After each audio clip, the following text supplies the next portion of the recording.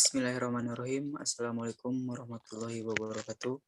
Kami dari kelompok 6 akan mempresentasikan perilaku organisasi, yaitu pola organisasi mikro yang terdiri dari kelompoknya, yaitu yang pertama ada anggotanya, saya sendiri Chandra Kurniawan, lalu ada Dandi Muhammad Ramdhani, yang ketiga ada Fajar Ramdhani Firdaus, yang keempat Fani Nur Fadilah, dan yang kelima ada Rama Ramadan.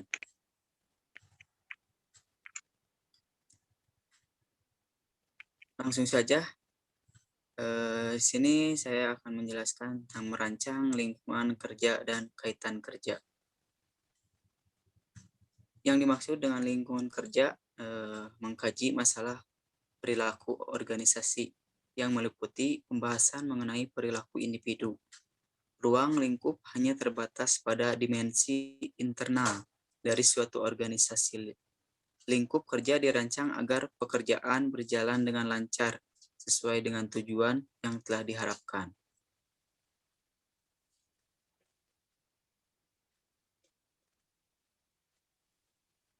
Kaitan kerja adalah hubungan antara pekerja dan pengusaha terjadi setelah diadakan perjanjian oleh pekerja dengan pengusaha, di mana pekerja menyatakan kesanggupannya untuk bekerja pada pengusaha dengan menerima upah, dan di mana pengusaha menyatakan kesanggupannya untuk mempekerjakan pekerja dengan membayar upah dan kerja. Pekerjaan dan hasil pelaksanaan pekerjaan.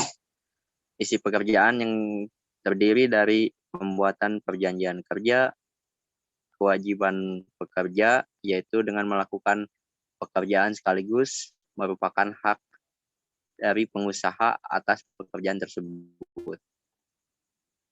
Kemudian kewajiban pengusaha yaitu membayar upah kepada pekerja sekaligus menerapkan hak dari si pekerja atas upah tersebut.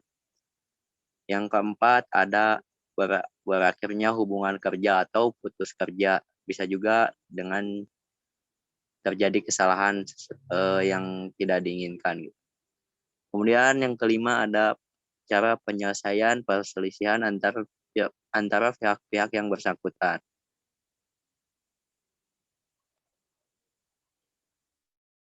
Selanjutnya, hasil pelaksanaan cakup laporan dari pekerjaan yang baik atau gagal, hasil pelaksanaan pekerjaan nilai positif atau negatif. Kemudian hasil tersebut bertanggung jawab dengan bijak menjadi tolak ukur bagi individu yang melaksanakan hasilkan yang lebih baik lagi.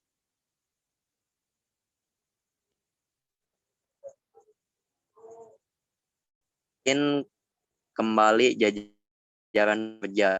Nah, dari sini job design ulang pekerjaan adalah aktivitas atau produktivitas. Dalam terminal ini terjadi atau perluasan kerja, job enlargement, dan kerja job enrichment. Kemudian merupakan cara untuk atensi organisasi.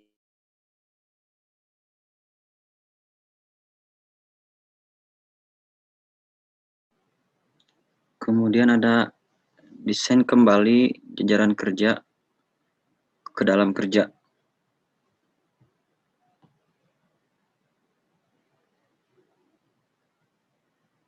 Menurut Stewart tahun 1983,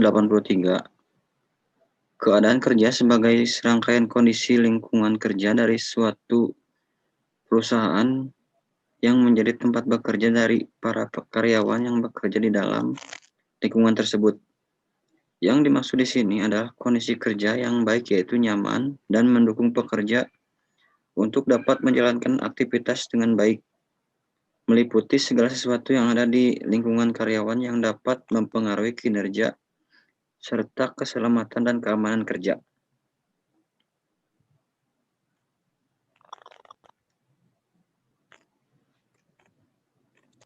Kemudian ada teori-teori organisasi.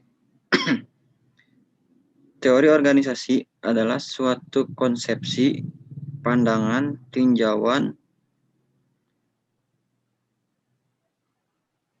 ajaran, pendapat, atau pendekatan tentang pemecahan masalah organisasi, sehingga lebih berhasil bahkan pada gilirannya, organisasi dapat mencapai sasaran yang ditetapkan. Adapun yang dimaksud masalah itu sendiri adalah segala sesuatu yang memerlukan pemecahan dan pengambilan keputusan. Teori organisasi sendiri ada 3, yaitu teori klasik, modern, dan neoklasik. Kemudian teori organisasi klasik. Dalam teori ini, organisasi digambarkan sebuah lembaga yang tersentralisasi dan tugas-tugasnya terspesialisasi serta memberikan petunjuk mekanistik struktural yang kaku, tidak mengandung kreativitas. Dikatakan teori mesin karena organisasi ini menganggap manusia bagaikan sebuah onderdil yang setiap saat dipasang dan digonta-ganti sesuai kehendak pemimpin.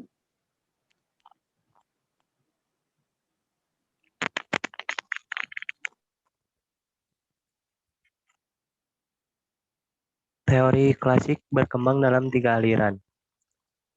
Yang pertama, birokrasi, yaitu dikembangkan dari ilmu sosiologi. Yang kedua ada administrasi, langsung dari praktek manajemen memusat makro sebuah organisasi. Dan yang ketiga ada manajemen ilmiah, langsung dari praktek manajemen memusatkan aspek sebuah organisasi.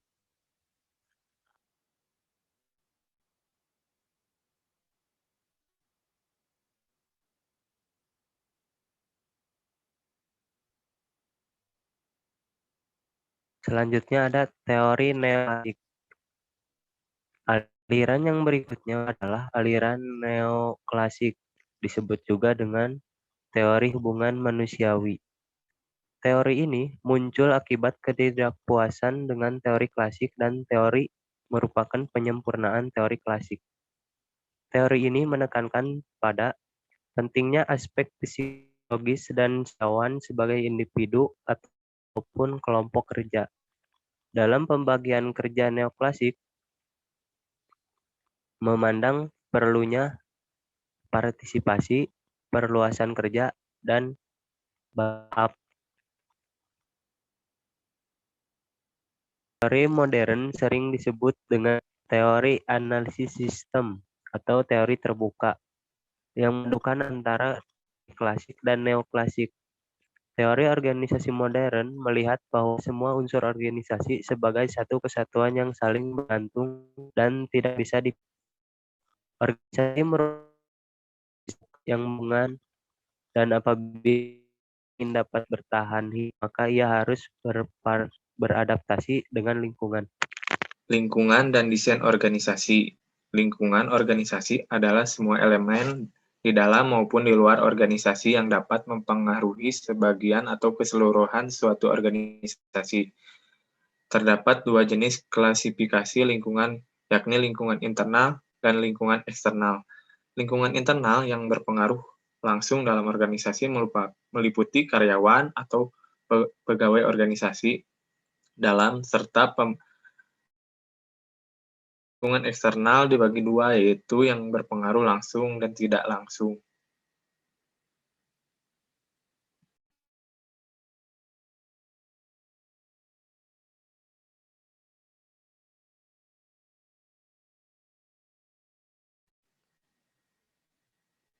Desain organisasi adalah sebuah proses pemilihan dan mengelola aspek-aspek struktural dan kultural yang dilakukan oleh para manajer, sehingga organisasi mampu mengendalikan kegiatan apa saja yang perlu dilakukan untuk mencapai tujuan bersama. Proses desain merupakan suatu kegiatan yang bersifat kontinu dan dirancang oleh manajer. Apapun bentuk atau hasil yang dari proses desain tersebut, para perancang desain organisasi harus merancang sebuah organisasi yang dapat membuat organisasi tersebut tetap bertahan hidup. Selain itu, pemilihan desain organisasi tersebut akan menentukan besar kecilnya organisasi. Setiap ukuran organisasi akan memberikan keuntungan masing-masing, namun diharapkan tercapainya tujuan organisasi dan juga eksistensi dari organisasi. Sekian dan terima kasih. Wassalamualaikum warahmatullahi wabarakatuh.